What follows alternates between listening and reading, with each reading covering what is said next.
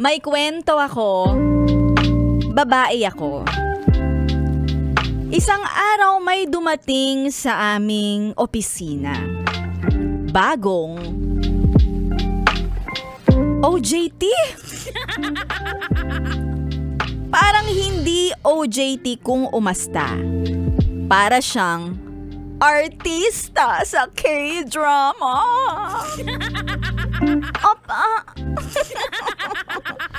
Matangkad, maputi, may ngiti na kayang magpahinto ng lahat ng busy sa opisina.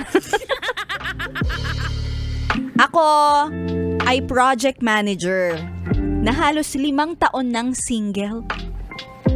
Nasanay na na trabaho ang aking priority. Pero nung nakita ko siya, parang gusto ko na mag-iba ng priority. Aww.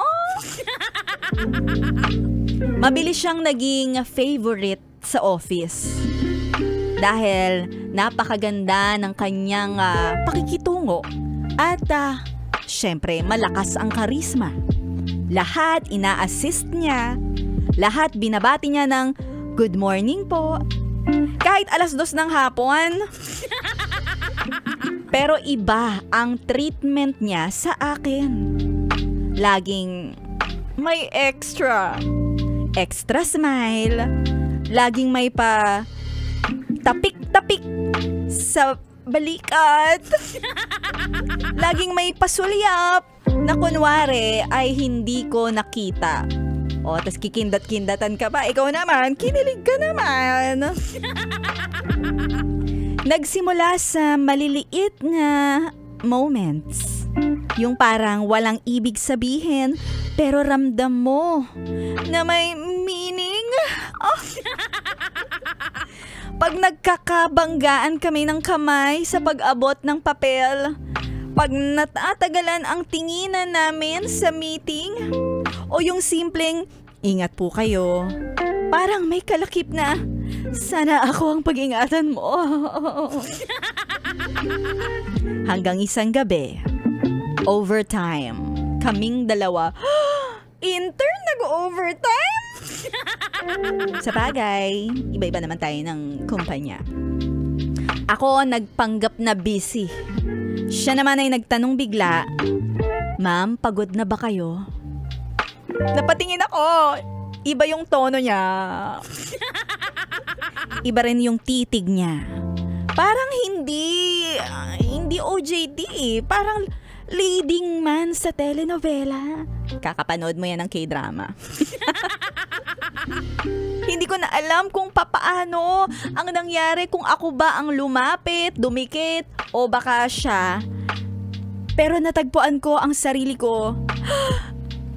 Nakasandal na ako sa pader habang papalapit siya.